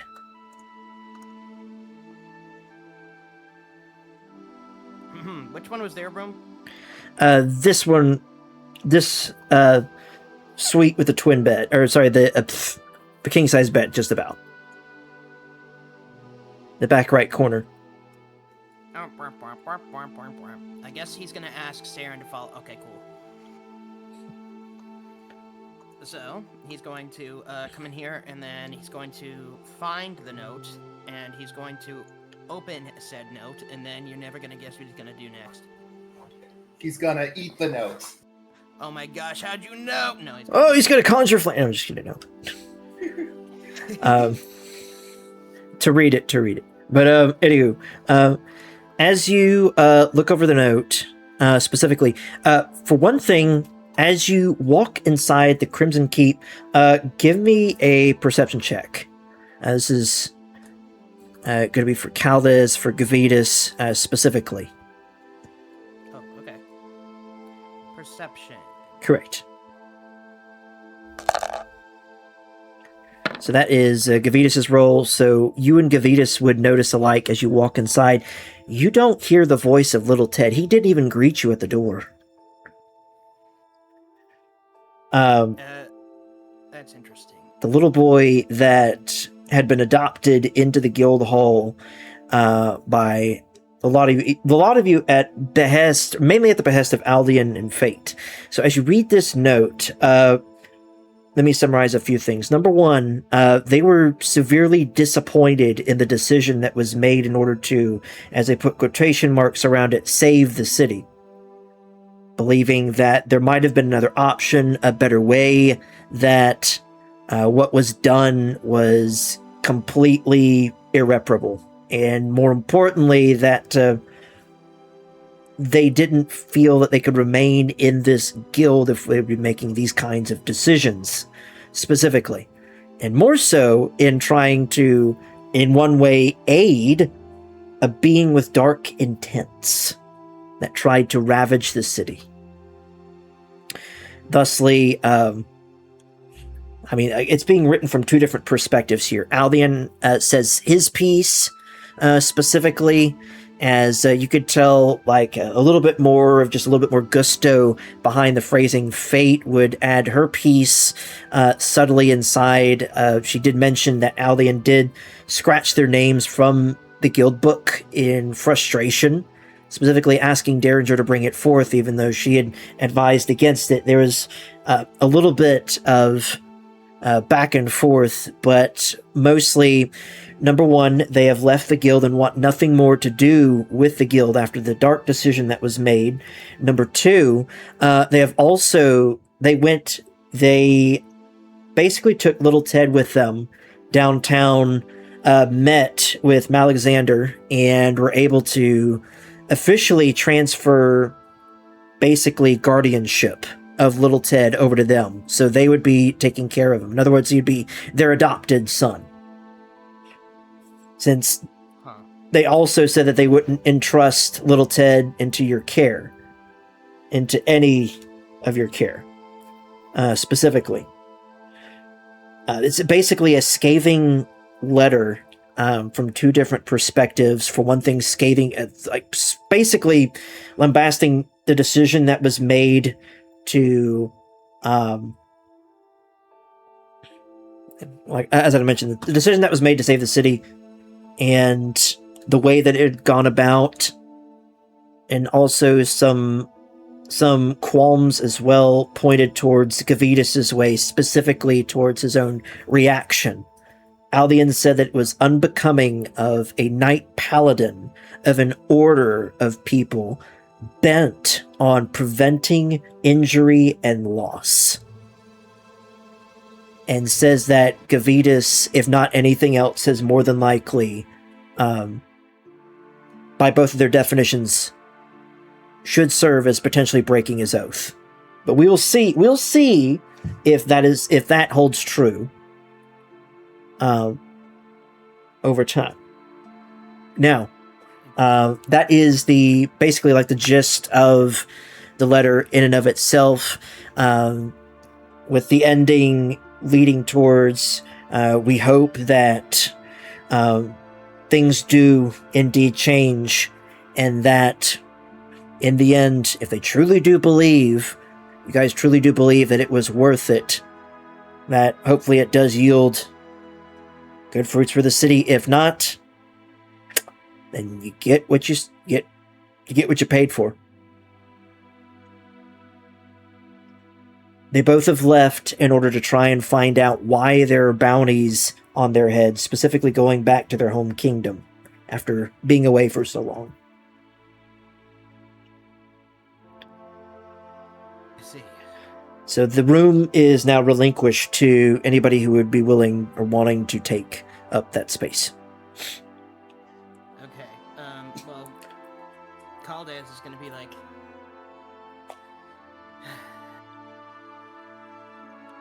well, if nobody else wants this room, I'll take it.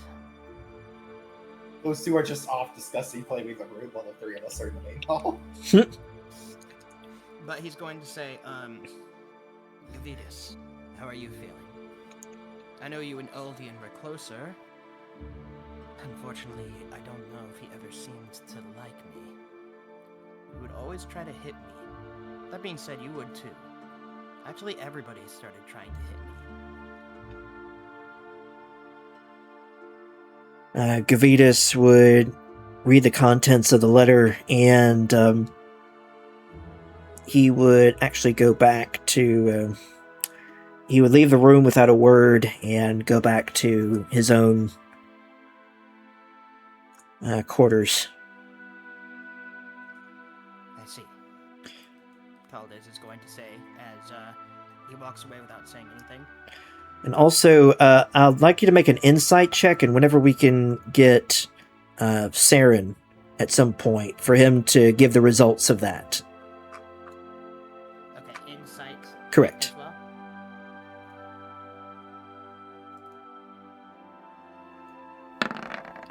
So yeah, that'd be a 14, and I'm going to make note of that.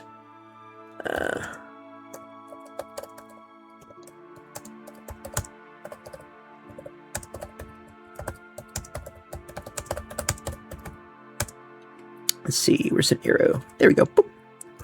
Okay, whoop. Okay, so I left note of that right there in the chat. So you'll know for future reference. So when he does give us a little bit of perspective on that, and when he has the opportunity to, he will. Okay.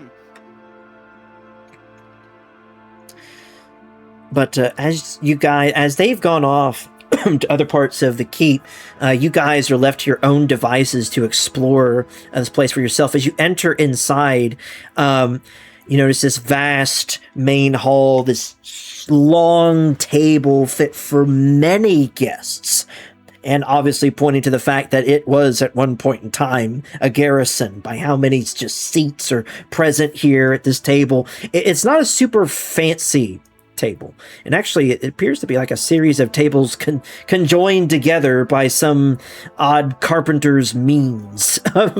As they all, if you're to look underneath, they all have hinges at certain points along here, interconnecting what appear to be several separate tables, now just one massive super table. At the end of this hall, Derringer sits. The simulacrum that greeted you is now sitting on a stool up here on the stage area, where there is a couple of windows behind him. It appears to be a massive fireplace as well, with a elk's head mounted above it, just as depicted right here. Specifically, Derringer would say, there are a few rooms that are already preoccupied. I mean, you have Gavitas in his room. I believe, if I heard correctly through the walls, that Caldes is taking the larger of the estates. Which leaves several rooms open to any of you who would wish to take up any of these spaces as yours. In each room there is a dresser, a nightstand, a nice-sized twin bed for anybody who would like to test the comfort of any of the beds right there. I would not suggest jumping on them, please, unless you'd like to pay for the furniture.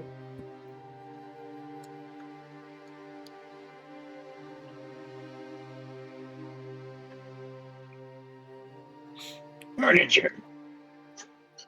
Yes. To hopefully not have What to. about Well, what about furniture? Well, I said not for anybody to test the durability of the beds by jumping up and down on them, like a silly person. Why would anyone do that? Oh, trust me.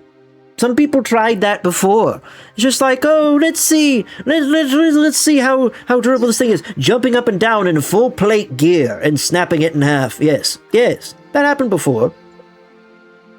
Oh. Strange. How interesting. Indeed.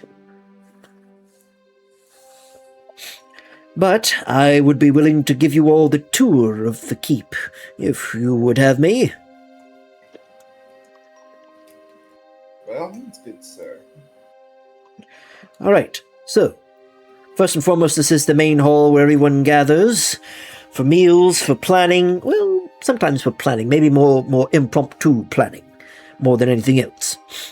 But yes, there are many seating arrangements here to host a multitude of people. So maybe not just yourselves, but maybe other people in the future, or dignitaries even. If you'll follow me through this doorway here, please. This is a small... Whoops. I was like, I'm clicking on people's tokens. In this small hallway and through this small hallway here. This room to my north is a more private dining area, specifically. Or if you do at one point in time attain servants, other than me, I could be constituted as a servant, even though I am a simulacrum, is an extra and more private dining area, specifically. There's a nice view of the back of the keep. To the south here is the kitchen. So, if you're looking to craft yourself something to eat or some fine dining, then, well, you can help yourself.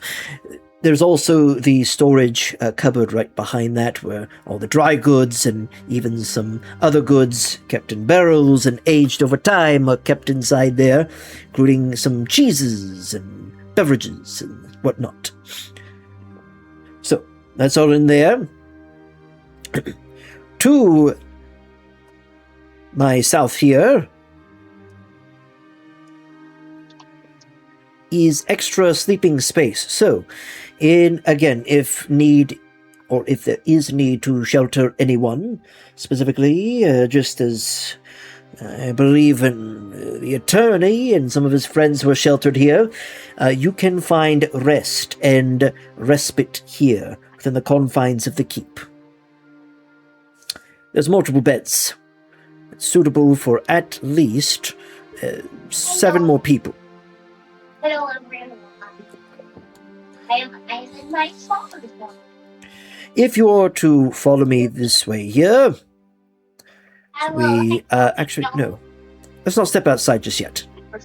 We go over here to the other side as he walks towards the table, and interestingly enough, he teleports to the other side. He walks around here. These are the common quarters where all resides. This is Gavitas' room right here. I do believe he's inside. The sounds of murmuring inside there. Dad, we hear Grace pretty loudly. There's radish. Maria, Grace. So, Cool. Over here on this side of the keep, to the north right here is the couple's suite. It is a large king-size bed fit for a couple. Now originally it was 2 separate rooms belonging to Dob and Kaja. And after the loss of Kaja, well, before the loss of Kaja, it was supposed to be for the 2 of them. But after the loss of Kaja, it, now serves as a room for whoever would occupy it. Over here is a restroom, and across the way is another restroom, specifically a toilet for you to use. And adjacent to it is a bathroom. So that is where the bathtub is, where you could draw some hot water, and of course it is magically induced flames that heat the tub in and of itself. So you'll bring in cold water and it'll heat it up for you. Now, down south here is a series of 2 different office type spaces. So there's a library / office space right here to my right, where you can store books and tomes, and letters and other things that you pick up along the way. To my left here is another much larger, more official library. You can store scrolls and books, tomes, and anything of the sort. To the southeast here is a planning and war room. So there is a map of the Sword Coast and even regions beyond set on the table there for all intensive planning purposes. Let me show you all something interesting.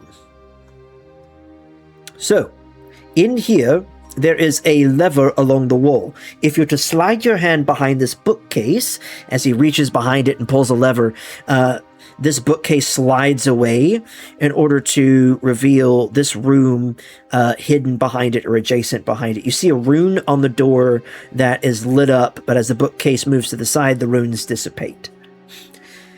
This is a storage room. It is a magically sealed storage room as well. So, detect magic and any other sort of detection spell cannot detect anything inside this room from the outside. So, if you're wanting to store some high-profile loot or anything of the such that you garner on your journeys, you can put it in this area. Did you say Bulk raises his hand? He does. He raises his hand. He has a question. Yes, how can I help you? Is there an exercise room? Is there an exercise room? Training room? There's some training areas outside, more so specifically, because roughhousing has led to damage inside the keep. So, with that being said, if you will follow me as he snaps his fingers again, actually before he does, he pulls the lever, seals this room once again, snaps his fingers and teleports to the other side of the room here where this door is. As he says, let me show you to the outer areas. So, Gotta look around and find a training room. I gotta go. So, there are no training rooms specifically as an indoor training room, but there is a physical combat training room with target dummies that I have set up over here. There is a crossbow and spellcasting range over here to test out various spells and, of course, more physical attacks. Long-range physical attacks, that is. Over here is the weapons forge and storage area. So here is your alchemical crafting room, your weapons storage and weapons crafting room as well as an active forge. Now, this is not a magical forge. This is not a magically inclined or induced forge. So, you cannot create any sort of magical objects here with this simple forge. So Bulk's gonna take off the opportunity to like training stuff and just kind of wander into the training kind of areas for things. So yeah, that would be this is more like sword, spear, pike, halberd, wielding type combat right here. Daggers even with targets that you could use, or unarmed fighting even.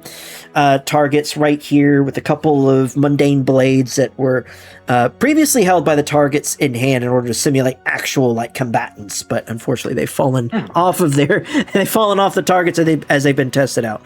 So he would point out a few other spaces on the other side. I'm not going to make him teleport, but over here, there are obviously some points around the keep where he's growing vegetation. So stuff to actually sustain the keep outside of trying to go into the city and trying to purchase it all, yourselves. So other than meat not being on the menu here, there's plenty of vegetation to partake of. There's also a prayer room, specifically with an altar on the other side of the keep here. So if you're wanting to specifically speak to your deity, you could do so from this room here, in the confines of it. And also if you'd like some space to be alone, or a place to be alone at one part of the keep or the other. He would also mention that at each corner of the keep, of course, is an entry point to each and every one of these towers. The stairwells will take you all the way up to the top.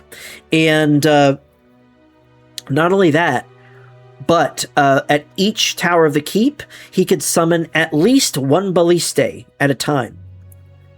Meaning that he could teleport a balliste from storage somewhere within the confines of this keep or somewhere else. You don't know. But do you have any questions specifically about me or the keep itself?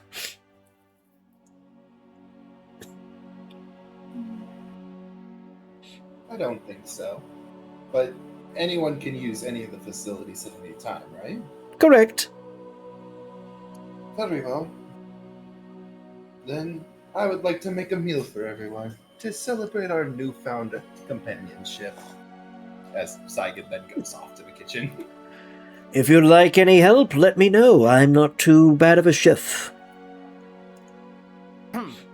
So Caldas is going to be starting to try to speak to Gale, and he's going to say, "Alright, Gale, so what do we need to speak about now?" So, you said you had a shard of the Crown of Caucasus. Yes, I do. It's right here, and he's going to pull it out and show it to him. Interesting. I can't believe it. And Novus Arcanum didn't show up. No. Fascinating. Did it? Yeah, did he? No, I don't think they did. Novus Arcanum didn't. There was mention of... So one of the two portals that links to various military forces around the Sword Coast, allied with Baldur's Gate, one portal Gale went to, and Gale would even say, I guarded one of the portals, specifically that linked to Neverwinter. I tried to go over to the one that linked to Waterdeep, but I was told by one of the messengers that came over that two individuals matching the descriptions of Novus Arcanum defended one of the portals.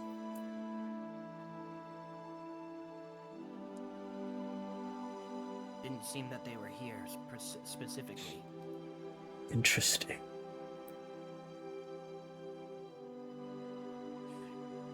They didn't try to take the shard. No. In fact, I believe at one point in time they offered me a shard as well. I see. I see.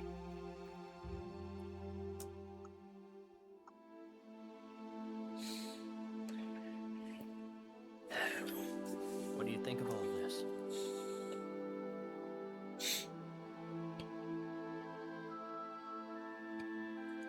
So, let me see here. Oh, goodness me. So with that, I might actually save that and might have to cut the session short. Okay. We only have 2 people of the 5 people that are currently available to play the game. And I wouldn't want to continue forward without adding too many more details to try and recollect next time, because we already have Gavitas' insight check. We already have, of course, Zygon, if you'd roll a survival check, specifically to see just how well you're able to put all this together here with what you have on hand. And we'll find out next time. Ooh, pretty good, pretty good. We'll find out next time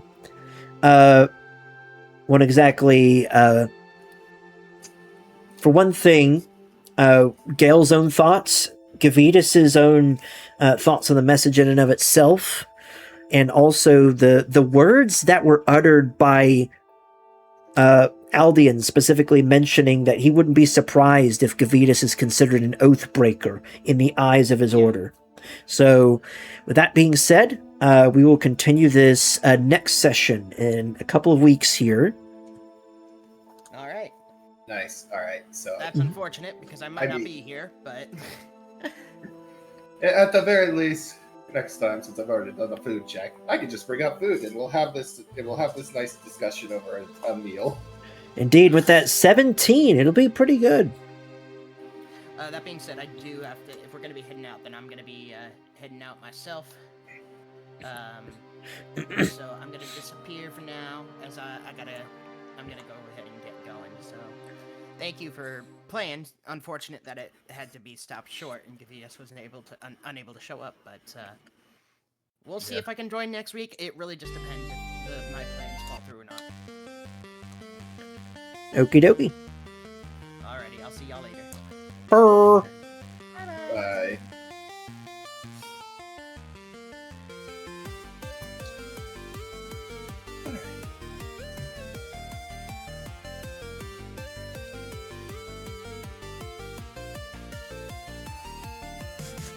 All right, ladies and gentlemen. Again, I do apologize for cutting things so short, but with so few people here and whatnot, in order to try and get the context and whatnot, yes, indeed, it was a fun time. It was a fun time indeed. But I do hope with more people next time. We will be down Elias, yes. But hopefully with more people next time, and with Skymore joining the party.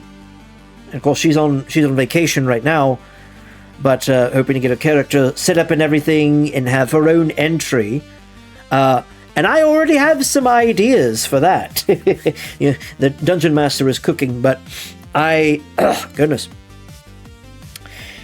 It's actually a good thing that we're shutting things down right now, because I have not felt the best, honestly.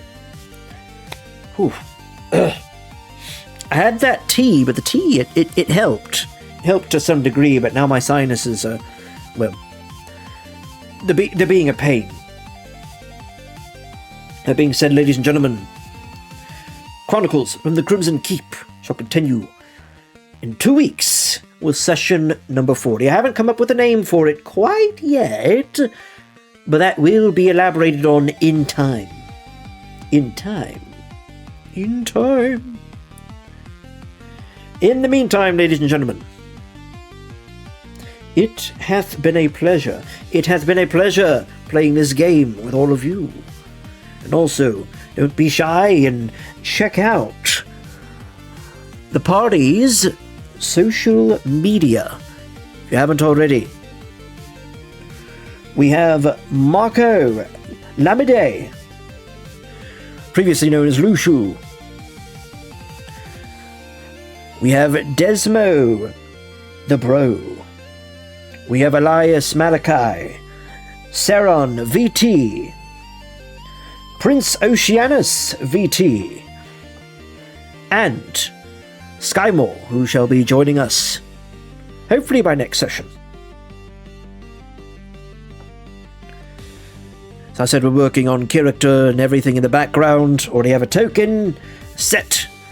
Just need a character sheet, and everything shall be set in motion. Ladies and gentlemen, the next session, hoping that many people will be able to show up, because it's going to be a fun one. I hope to introduce a new system into the game to add some difficulty to it and fun.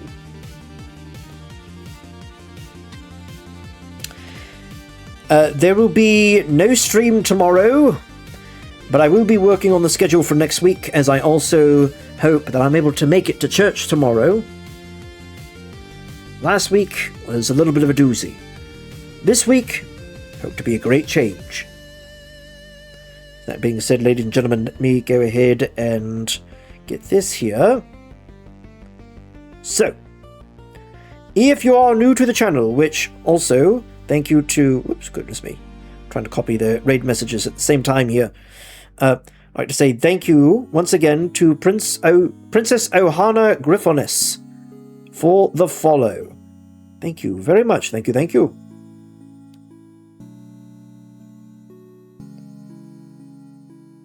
Hope that you'll be able to join us for future sessions and tune in for future sessions, as this is, first and foremost, this is the raid message, the OG raid message.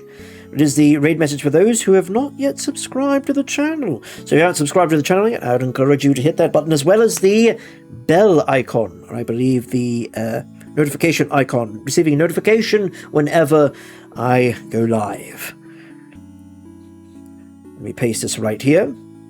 I stream normally throughout the week, depending on my work schedule. I know there's not a lot to go off of, but my work schedule changes once, almost twice a week. So, there is that. I am actively, if you all would be praying for me, I am actively trying to find employment, gainful employment elsewhere, specifically. I'm hoping to get in contact with one of the people that I hope to find gainful employment with. It's a Christian institution, as I will give a little bit of testimony. My previous job was working for a Christian institution, and after being injured at that place, I told in prayer that I wouldn't care which place I worked at, even if it was a Christian institution or not, and I am paying for it dearly. Having Sundays cut off, fellowship cut off, weekends, unassured whether or not I'll have that freedom, but also a completely just up and down schedule. I want consistency. I honestly want consistency. And I know that God is the only constant. Truly, He is. I'm praying that He will provide that job with that constancy to it. But, ladies and gentlemen, with that being said, here are the raid messages as we seek to find someone to raid out to say hello to during this hour. Ooh, wait a minute. Ooh, okay, hang on. There's so many people right now.